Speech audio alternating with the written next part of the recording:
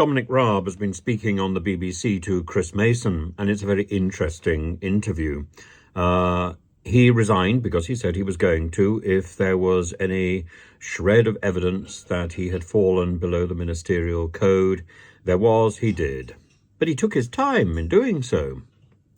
The Tolley report dismissed most of the cases against him and highlighted 2 or 3 instances of his being unintentionally, he says, abrasive. He then went on to say that if the threshold for bullying is that low, it will make being a minister very difficult.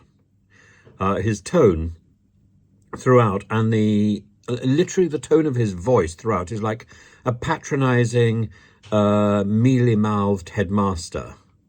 Do you accept that your behaviour has been unacceptable? A direct question by Chris Mason, and one that Dominic Raab failed to answer. Raab simply went off on some sort of different question entirely. If we can't be difficult, if we can't ask difficult questions, if we can't demand, then we can't do the job. He talked of an activist group in the civil service. He talked of passive-aggressive civil servants. He talked of overly unionized civil servants. He talked of a cultural aversion to change, a cultural aversion to block reform or any sort of improvements. And then he went on, if someone has hurt feelings because of what I did, I don't want to upset anyone. And I've already said I'm sorry. Well, I don't remember hearing that.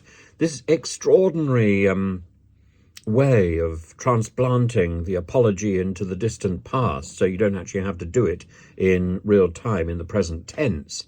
Isn't that extraordinary? It's not the first time we've heard that. So he says, no, I don't want to upset anyone, and he doesn't recognise that as bullying. Instead, he's overwhelmed by the support from constituents and from other MPs. Will he stand again in the next general election? Well, he doesn't want to be drawn on that.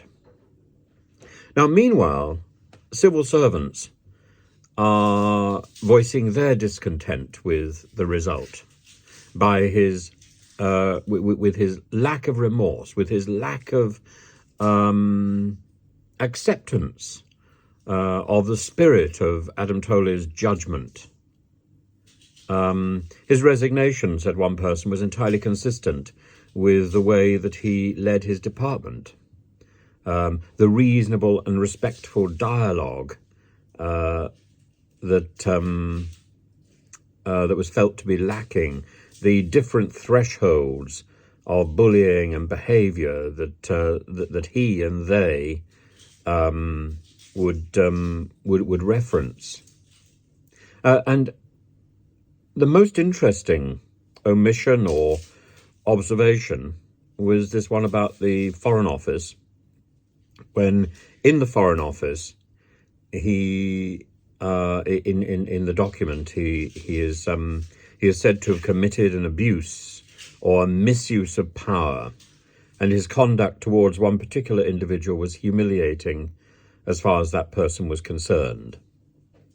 Well, there's been nothing, as far as I can see, in any of Raab's responses to address that, to reflect on that, to show any sort of remorse for that behaviour at all, nor his determination to stay in Crete when Kabul fell, or his failure to support the many Afghans who weekly come over to our shores in small boats, who've made up 9,000 migrants in the last year.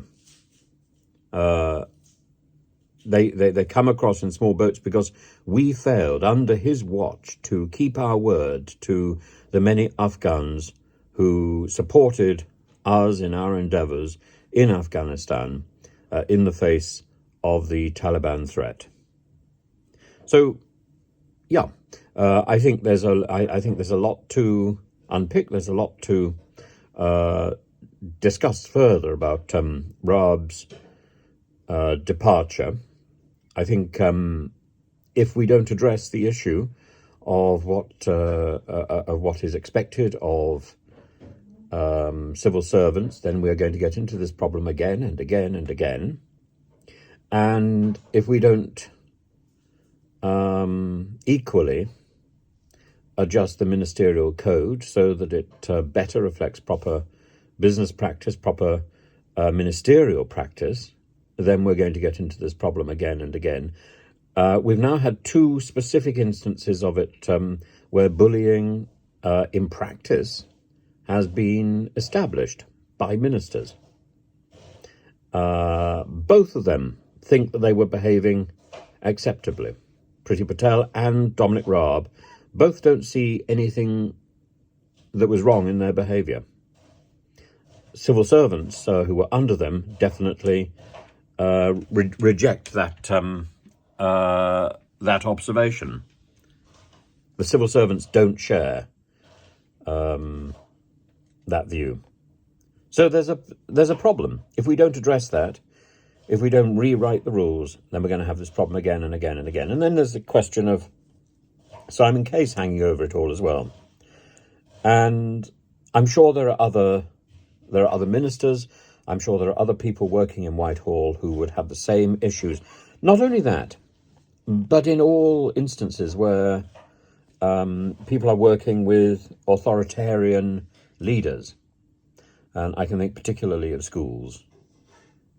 And the question has to be asked, what is bullying, and how do we stop it, and how do we make people move forward where we have to be regularly questioning and defining change and promoting change? How do we square that with a desire to stop bullying? So that's something that people are going to have to work on. And if we don't work on it, then this will keep popping up again and again.